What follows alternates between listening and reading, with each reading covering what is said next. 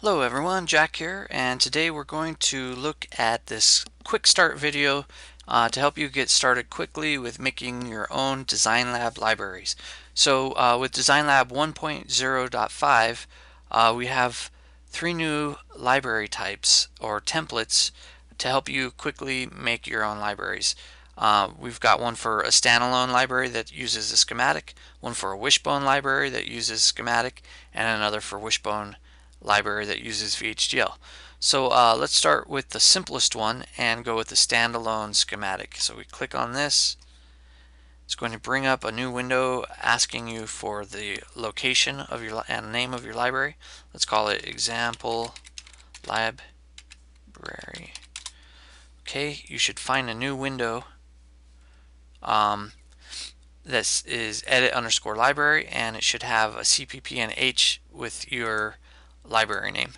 Okay, so this is where you're going to do all the steps to make your library. There's 4 different steps. The first 2 you're going to need to do no matter what type of library you're making, and then the last 2 only are applicable if you're making a wishbone library. So the first step is you're going to define your chip. So this is the schematic symbol that's going to show up in your circuits, and when we define it this way as a library, it will be available to every circuit that we make in the future. And once you've defined your chip, then you want to make example circuits showing how to use your chip. Here we've got links for all the major Papilio boards that we have, the Pro, the Duo, the 1, 500K, and the 250K. You're going to want to make an example for each one of those boards so that everyone out there can use your library. And then if this was a wishbone library, we would do the third step, which is to modify the CPP and H, the C files. Those are up here. So you would modify these files to provide the C interface to your chip. And then finally, the last step, if you were making a wishbone library, would be to make a sketch, an example sketch showing how to use those library files. Okay, so let's get started with the first step, which is let's open up Chip Designer. We click on this, and this will open up ISE.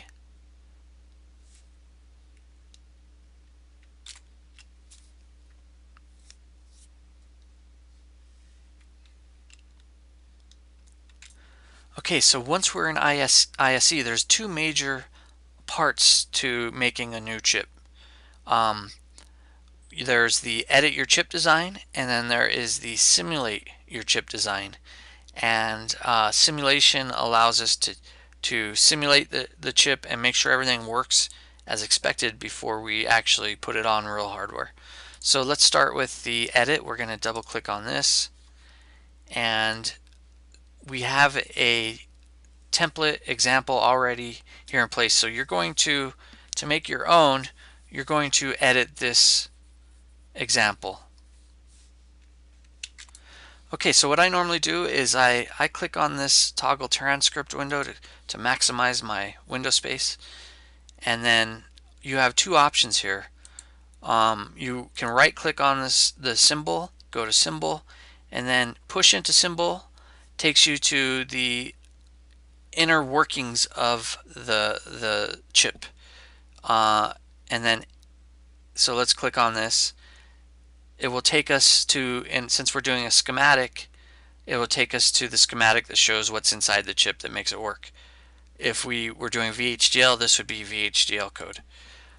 So the other option is we right click on symbol and edit symbol. This allows us to change names, move it around. We could put this up on top, that sort of thing. We're not going to do that yet. I just wanted to show it as an overview. What we do want to do is we want to push in to the symbol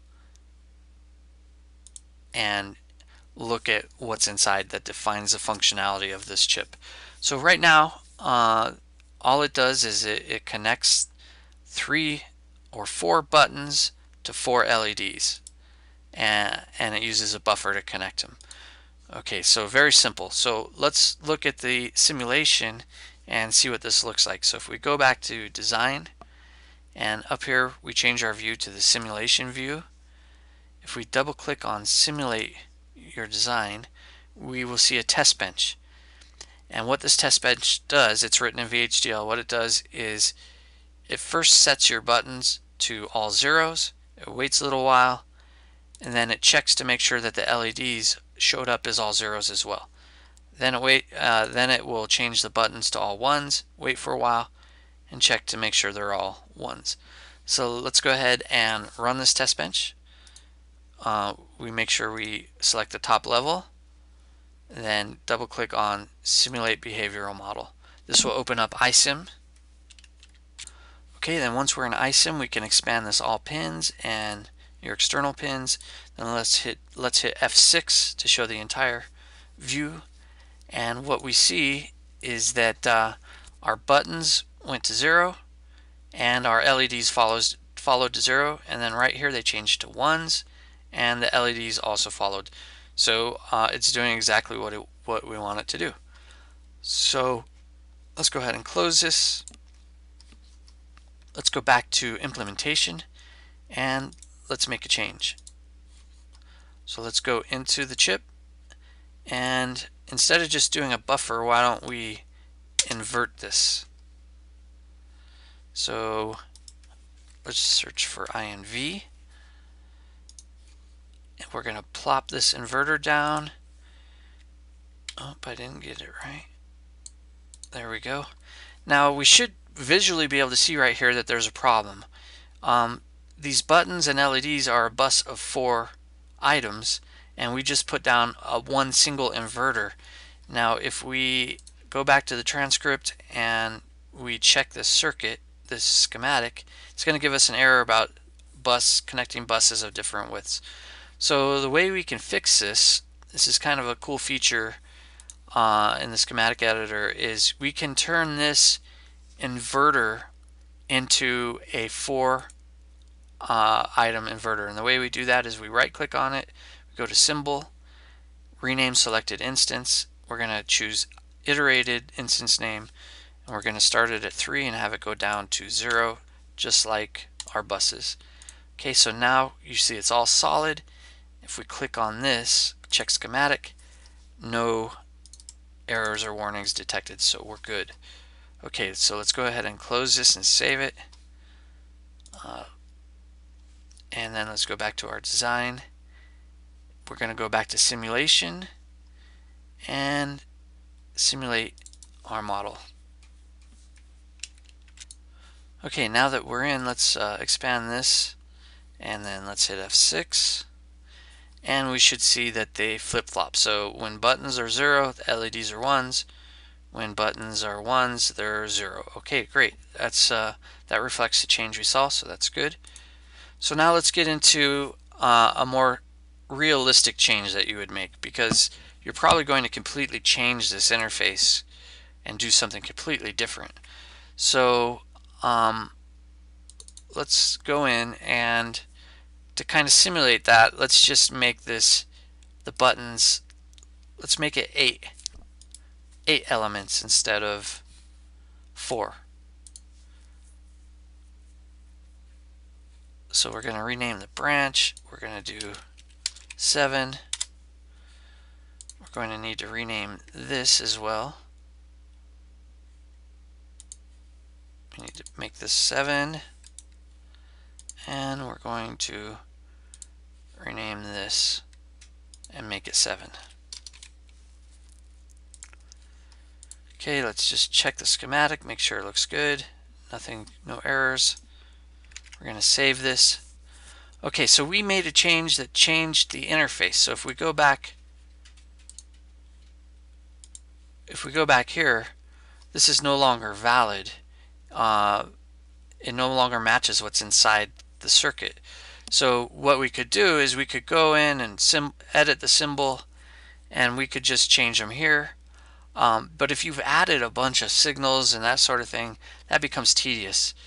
The easiest thing to do is go to your design, make sure you are in implementation, expand this, find your chip, expand the process and double click on create schematic symbol, and this will run a wizard that will regenerate your chip based on the contents now.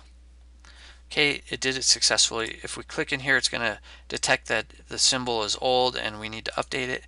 We hit OK, and what we see is that it updated our buttons for us. If we would have added something like a clock and a reset, these would be showing up as well, and then we could modify it and make it right. Okay, so now let's go back to simulation, and we're going to have to update our simulation model according to the changes we made. Oops. Okay, 1, 2, 3, 4.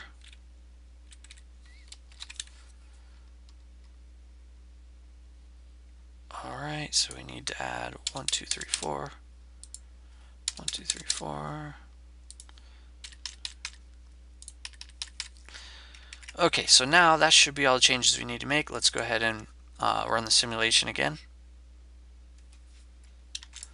Okay, so now if we expand it, we should see, let's hit F6, that there are 10, or I'm sorry, there are 8 elements now. And the behavior still works as we expect.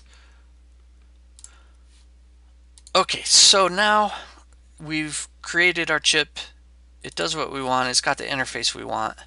So now let's go ahead and define the circuit. So let's start with the Pro.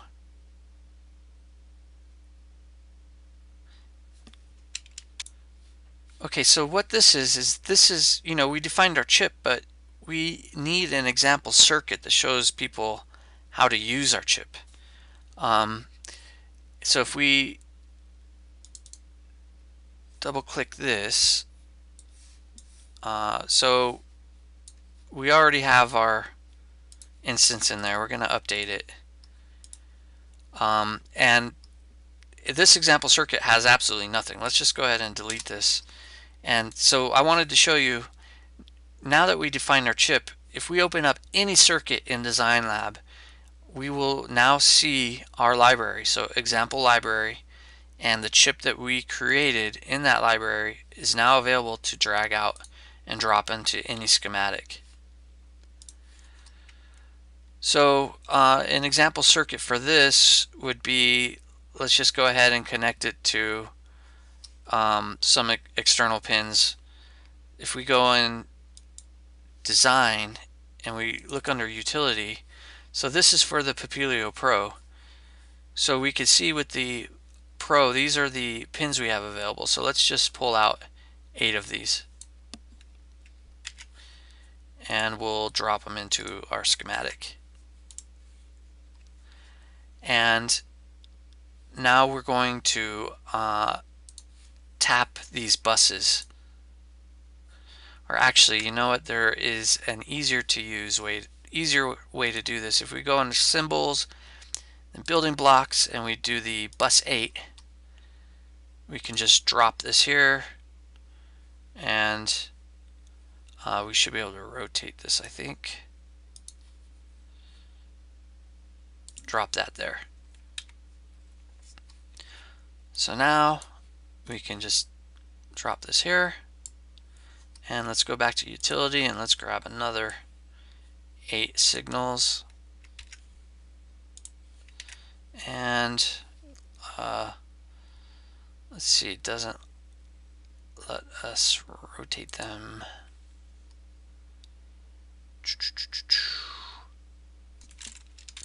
And it's not letting us rotate it. I don't know how to do that at this point, so let's just do something here. Let's let's pick up the names by clicking on one of these, and then we'll go ahead and delete it, and we'll just grab an IO marker. We're going to fill all these IO markers, and then if we go back to name, we've got AH0, what we picked up earlier. Let's choose to increase the name, and now it's just as easy as going like this to do the same thing. Okay, so this would be an example circuit that we can save this circuit, and we can go to design, and we can generate a programming file. What this will do is that this will generate a bit file that we can actually load on any Papilio Pro board, and what this will do is connect, it will invert anything input on wing AH0 and connect it to wing AL0 and invert it. So this takes a while. Let me pause it. Okay, so we've got a good bit file because it oh, actually no, it's still going. But one thing I noticed is when I rotated this, it put bus 0 at the bottom. I said earlier wing AH0 would be connected to wing AL0. It looks like AH7 would be connected to AL0 because bus 0 and bus 0 match here. So okay, now we've got it completed the programming file. So we can close this. We've got a good example. And then you would want to go through and do the same for all the different board types. And we can then load, if we are dealing with a Papilio Pro right now and we wanted to test it, we could load this circuit by going to Tools, Board, choosing the Pro, and then just hitting Load Circuit. Okay, so the final thing you would do to share this library is you would go to Tools and Archive Sketch. It will create your example. It'll create a zip file for you. So save it, and then you can click on this link to go to, there's a special place where you can share your libraries with the community. You would just go here, add an article, you would find that zip file that was created and just include that zip file, and that's all it should take. People would be able to then download your zip file, unzip it into their library folder, and the chip that you made and the example circuits that you made would then be available for use. So I think that's it. Thank you for watching, and I hope it's helpful.